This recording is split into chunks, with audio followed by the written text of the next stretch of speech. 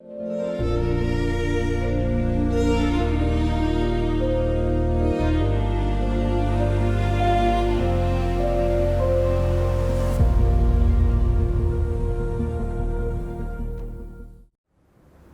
I'm Willow McIntosh, founder of Illuminance and leader of the High Sensory Intelligence movement.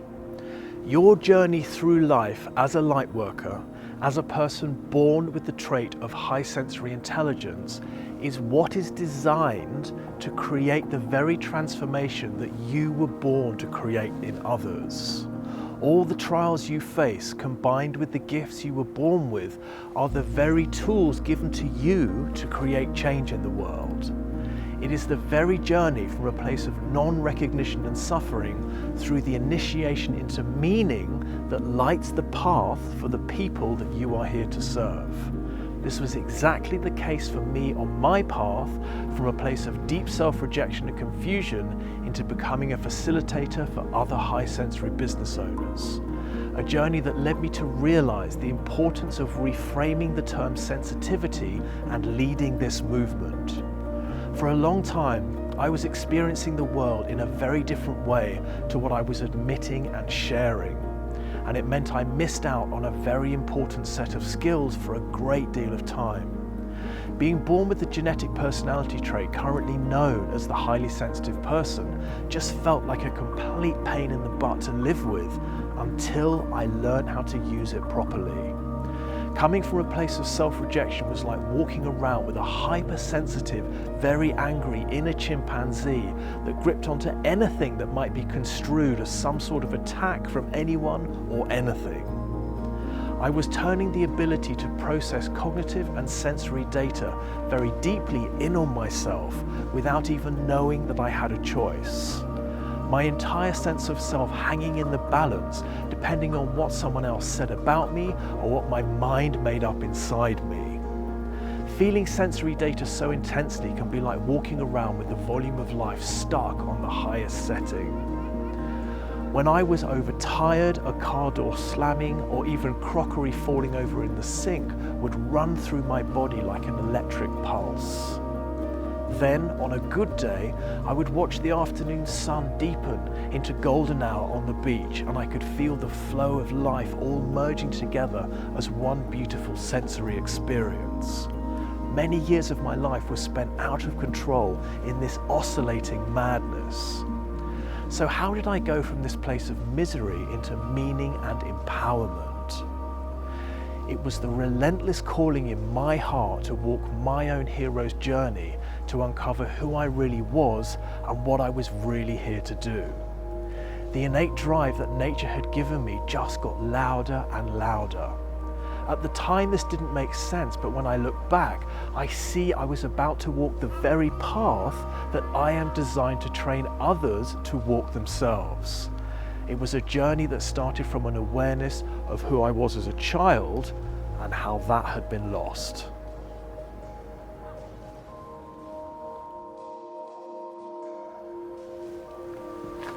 When I was young, there was little differentiation between my senses. I remember standing on the lawn and I could feel the smell of the grass in the air.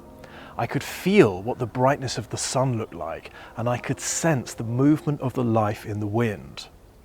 All my senses would swirl together in a combination of pastel colors, flowing on an ethereal journey somewhere. It was the most exciting adventure to witness this purposeful intelligence that I could see moving through the fabric of everything. Was someone putting hallucinogenics in my milk at playtime? No.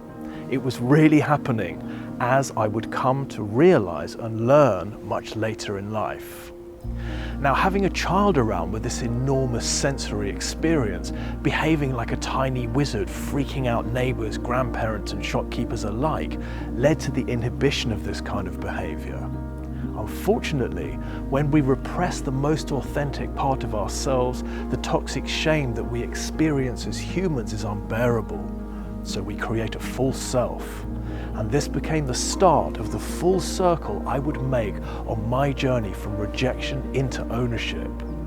I spent many years in sheer misery and depression as I recalled the authentic me the magical reality of empowered joy and connection. I just didn't trust it, and it created total misalignment to what I was feeling inside and who I was being outside. It was like walking around carrying a secret.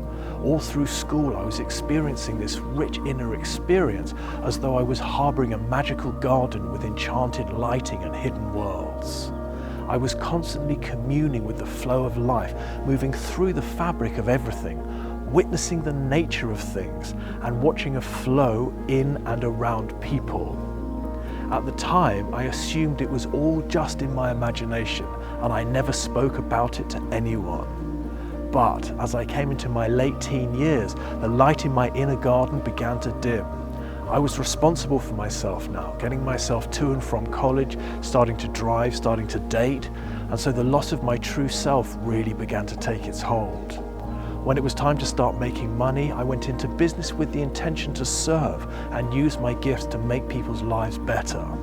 Yet, deep down, I was making money in the hope that it would buy approval and love to give me the sense of self that I was really searching for. Then, in 2009, when the recession hit, I lost my home, my business, and my dignity as I went into bankruptcy. The time had come. It was my calling to embark on the real journey that I was born to make, to find my mentors, cross the threshold, and finally face the full self within me that was creating such misery and confusion in my life. I began to learn how to energetically realign with who I knew I really was. A process of conscious self-engagement with my body and a powerful re-ownership of my feelings, my desires, and my truth. I discovered how to embrace my inner world and recognize the joy and the wonder of who I really was. To allow the magical world I was experiencing inside be the one I was living and sharing on the outside. To finally be myself in the world. Once I made this transition, this identity shift into self-ownership, all my high sensory gifts switched on. I became aware of my advanced skills in empathy, intuition, creativity, visionary abilities, and my role as a leader. I saw that I was at the top of my own full circle, back in the knowledge of who I really was and how I was here to support others to make this journey themselves. I saw how all my gifts were perfectly aligned to do the work that was most important to me. I saw that the ability I had to see and witness the energy behind all things allowed me to divine the pieces that were out of alignment in others. I found that I was perfectly designed to support others to make the same transition that I had made, a process based on my own journey through life and the unique abilities that I was born with. I finally felt a deep sense of fulfillment, meaning, and happiness. My invitation is to see all this in yourself, to really take the time to sit down and consider your own path through life, your own hero's journey. What was your calling? What was the path you had to take to enable your own awakening and personal transformation? Your heart is guiding you to embark on what is most important to you, giving you courage to own the expert that you are in your own field of personal development, to encourage you to use your gifts to deduce how you do this for yourself so that you can do it for others. Whatever field may fascinate you, think about how your life has trained you to train it in others. It is this awareness of your importance and responsibility as a person with the trait of high sensory intelligence that I am here to awaken you to today. To recognize how your journey and skills combine to create your own process of transformation. One you can build into a training, into a business, and into a service. For you to lead the people you are intended to lead as a result of the journey you took yourself. You will see that all the signs are there, all the tools you need for the work your heart is longing for you to do in the world. Join me on my next masterclass where I will show you how you can use your hero's journey to bring your high sensory intelligence gifts into service for those you were born to serve. Thank you so much for watching, and I look forward to seeing you soon. Bye for now.